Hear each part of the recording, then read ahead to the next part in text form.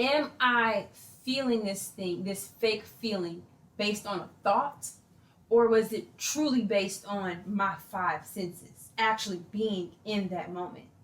And it's like instead of us being in the moment, we are outside of the moment, judging the moment.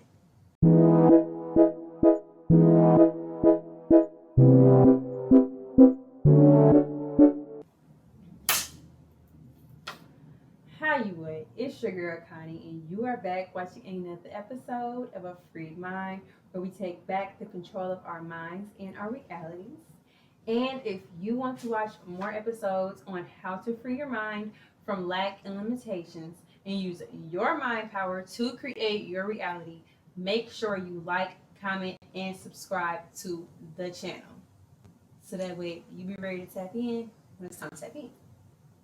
Now, we're going to get straight into this episode. And as you can see by the title, the question is, for this episode, is how do you listen to your soul? Now, in us creating our realities, we need to start listening to our souls and let our soul guide us along this journey. And so I kind of want to talk about the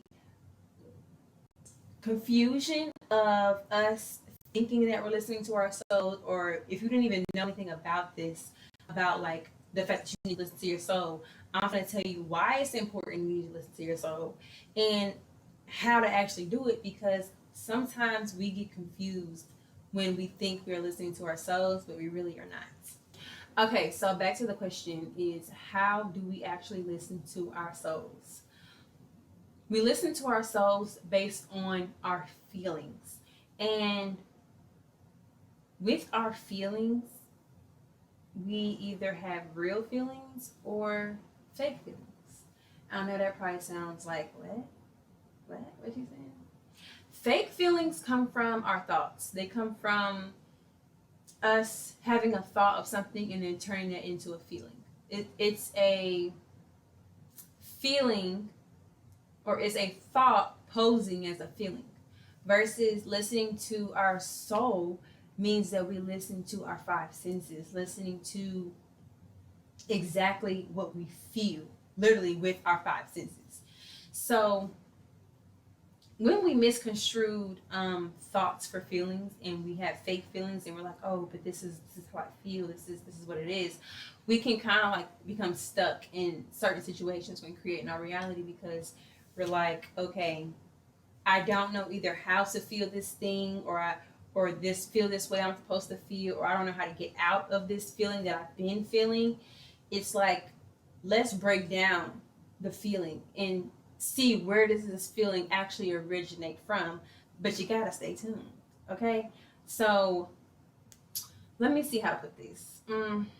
Our feelings are neither negative nor destructive, right? Our feelings are neither of those things. They're literally our truth. If you get a feeling and it's supposedly negative or destructive, it's not that. It's actually your truth. That is what you actually feel with your five senses. It is based on how you express your truth. That's what matters, right? So how you express it is it going to be a good way that you express it, or is it a destructive way that you express it? That's what matters. Now, when it comes to us identifying our fake feelings, I'm going to tell you where the fake feelings come from.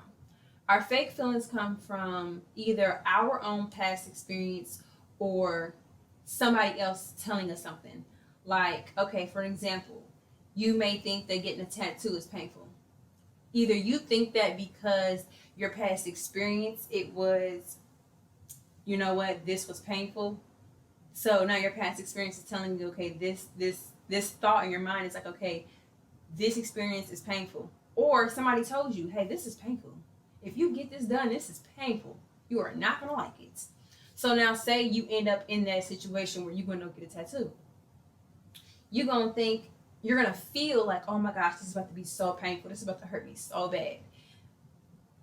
That feeling came from your past experience that was a thought that came into your mind, or from somebody that was telling you this is how it's going to play out. And so what happens is in that moment, now you start to create that feeling in that scenario. And at that point, now you're not creating your reality, you're reacting to your reality. And that's two different things. To react and to create is two different things. Like, for an example, a while back, I had brought some almond milk to work because I was bringing cereal to work to eat cereal. And so this lady, she was like, let me taste your almond milk, because I've been hearing from everybody that this almond milk is nasty and it tastes real bad. So I'm like, okay, whatever, cool, taste it. Because I already knew she was going to taste it. She wasn't going to be saying what she was saying. And when she tasted it, she was like, oh, that's actually good. I'm like, yeah. I see now, and I told her, I said, that's your problem. Because you sat there and you've done probably been going to the store, looking at this almond milk, like, oh, I should probably get this almond milk. But because people told you that this almond milk tasted nasty, you kept missing out on that experience of tasting this almond milk or having this almond milk. The whole time, maybe this almond milk is actually more healthier for you versus dairy. That's going to cause inflammation. You see what I'm saying? So, like, that's what I told her. I'm like, you missed out because you was listening to somebody else. Same way as if maybe her past experience was she tasted it and maybe she didn't like the taste of it. Her past experience comes up as a thought, is like, okay, this was nasty at this point in time. Right? Maybe when she was a kid. I'm just creating something right now. Maybe she's a kid, this was nasty. But over time, you gotta know that your taste buds change. Things change. You don't think the same as you did back then. So it's like, now that your taste buds have developed and you keep missing out on tasting this almond milk, is because you allowing that past thought to trick you into feeling like this feeling is real, when in actuality it's not. So when she tasted it, I'm like, yeah, it's actually good. It's actually not bad at all. And I think it's important because when we are listening to our soul and trying to let our soul guide us in this journey, we take past experiences and things that other people say, and we miss out on a lot of opportunities because we don't listen to our soul. We don't listen with our own five senses. How do you know something is that way unless you truly feel it with your five senses, until you truly experience it with your five senses? So when you actually listen to your soul, when you actually listen to let your soul guide you on this journey, it's like, okay, you might actually really feel like getting this tattoo gonna hurt. You could really, really, really feel like, because yes, it may be your past experience, and this is where it kind of gets like a little weird, right? But yes, it's going to be a past experience, but because you've experienced it and you've done it, right? And you're like, you know what? Last time I got a tattoo, it hurt bad. It hurt bad. And now that you're going to get another one, or you're in the environment to get another one, or to experience something like this again, you felt it the last time with your five senses, or this experience with your five senses, and your soul is telling you, hey, maybe you shouldn't do this. Maybe you shouldn't do this. But the tricky part is truly understanding, am I feeling this thing, this fake feeling, based on a thought? Or was it truly based on my five senses actually being in that moment? And it's like, instead of us being in the moment, we are outside of the moment, judging the moment. And so you have to be in that moment, be in it with your five senses to really allow your soul to guide you, if you get what I'm saying. Like what I was saying about how when we have a fake thought or a fake feeling that's actually a thought, we tend to react in situations instead of creating situations. We're reacting so much because we're reacting off the past or off of other people's opinions and thoughts and ideas.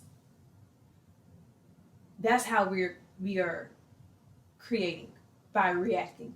But when you're actually creating, it's based off of literally your own soul's interpretation, your own five senses being hands on with that situation, your own true feelings of this is the way to go, this is the route to go, not based on somebody else is thoughts or your own past thoughts. When you're using your soul, allowing your soul to guide you, you gain more clarity with things. You're not as indecisive. You're not as like trying to figure everything out and be like, I don't really know, or I'm just indecisive. Things become more clear to you, and then when things become more clear to you, that's when it's like you're actually now creating. You're creating based off of your soul leading in those moments. And I think that is how you truly listen to your soul. You listen to your soul and you allow your soul to lead by tuning into the five senses. And that is what a true feeling is your five senses. Not a thought pretending to be a feeling. If y'all get what I'm saying, let me know in the comments. Like if you get what I'm saying, if I explained this well enough, let me know in the comments. If I didn't, tell me, because I'm gonna try to explain it again. I done said a lot of bars in this episode, so if you understand what I'm saying, let me know. If you don't, baby, you gonna get there. You gonna get there. You one of them ones. You gonna get there, baby. But anyways, you have tuned in to another episode of A Freed Mind. If you want to hear more episodes about how to free your mind, like I said, from thoughts and limitations, episodes like this on how to allow your soul to lead and what that actually looks like and what that means to follow your soul in your journey. More episodes like this, make sure you subscribe, like, and comment any thoughts, any ideas you guys have. And I will see you guys next time.